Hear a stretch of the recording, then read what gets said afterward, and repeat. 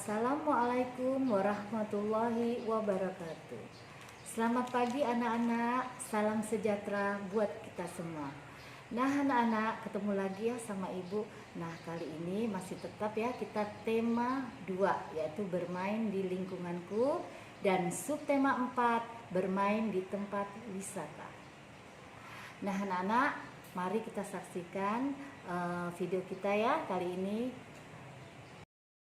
Nah anak-anak, baiklah kita masuk ke muatan pelajaran PKN dulu ya. Nah coba kalian lihat di gambar, itu ada Beni dan kawan-kawan sedang berwisata. Nah ibu akan bertanya, apa yang kalian lakukan jika berada di tempat wisata? Ya, nah, tentu kalian sudah tahu kan. Nah anak-anak, kalau di tempat wisata itu memiliki aturan yang harus kita patuhi ya. Adapun aturan tempat wisata bermanfaat untuk menjaga keselamatan dan kenyamanan kita semua. Adapun aturan di tempat wisata yaitu 1. Menjaga kebersihan dengan tidak membuang sampah sembarangan. 2. Tidak mencoret-coret fasilitas tempat wisata. 3. Mengantri saat pembelian tiket karcis. 4. Jika di kebun binatang dilarang memberi makanan hewan dan dilarang meloncat pagar pembatas. 5. Jika di pantai dilarang berenang terlalu jauh. Nah demikianlah anak-anak, ini aturan di tempat wisata. Nah anak-anak, tentu kalian sudah paham bukan? Nah ini ada tugas PKN ya. Tulislah aturan di tempat wisata. Nah tadi udah ibu jelaskan kan? Nah anak-anak, sekarang kita masuk ke muatan bahasa Indonesia. Coba kalian perhatikan, itu ada gambar, contoh gambar istana pasir. Pasti kalian sudah tahu ya, kalau kalian pergi ke pantai, kalian pasti membuat istana pasir. Nah, di sini ibu ingin bertanya, apa yang kamu ketahui tentang istana pasir? Nah, anak-anak, coba kalian perhatikan, di sini ada bacaan tentang istana pasir. Istana pasir adalah bermain yang membuat bangunan istana terbuat dari pasir. Bahan utamanya yaitu ada pasir dan ada air. Jadi, istana pasir biasanya itu dibuat di pantai. Membuat bangunan dari pasir dilakukan oleh anak-anak dengan menggunakan ember, sekop, bahkan ada biasa menggunakan cetakan-cetakan yang berbentuk kandang udang dan lain sebagainya. Nah, di sini kalian baca tentang istana pasirnya ya. Nah, anak-anak, di sini ada air. Ciri-ciri air ada 1, bentuknya selalu berubah menyerupai wadahnya. Yang kedua, kalau air itu termasuk ke dalam benda cair. Nah, itu adalah ciri-ciri air ya. Nah anak-anak, sekarang ada pasir. Pasti kalian tahu ya apa itu pasir. Pasir itu biasa yang ada di pantai, bahkan dimanapun ada. Ciri-ciri pasir, 1. Pasir bentuknya tetap. Yang kedua, pasir itu berwarna coklat. Dan ketiga, pasir termasuk benda padat. Kenapa benda padat? Karena butiran-butiran pasir itu termasuk ke dalam benda padat. Nah, ini adalah ciri-ciri pasir ya. Nah, anak-anak, sekarang ada ember. Ciri-ciri ember, 1. Bentuknya tetap.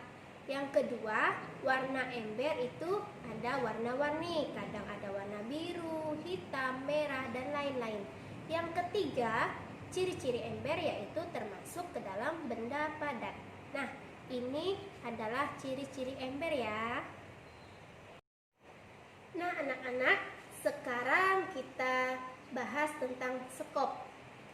Ciri-ciri sekop: pertama, terbuat dari besi, kadang terbuat dari plastik, kadang terbuat dari kayu. Yang kedua, ciri-ciri sekop yaitu gunanya untuk mengambil tanah atau mengambil pasir. Yang ketiga, ciri-ciri sekop yaitu termasuk ke dalam benda padat. Nah, ini adalah ciri-ciri sekop ya. Nah, anak-anak, di sini ada tugas yang kedua, bahasa Indonesia. Kalian beri tanda centang untuk benda yang termasuk benda tetap. Ya, kalian gambar lalu kalian kasih tanda centang ya, mana yang benda tetap. Nah, anak-anak, sekarang kita masuk ke muatan pelajaran matematika, di mana pembelajaran matematika itu kita membahas tentang pembagian dalam pengurangan berulang ya. Kita perhatikan nanti materinya.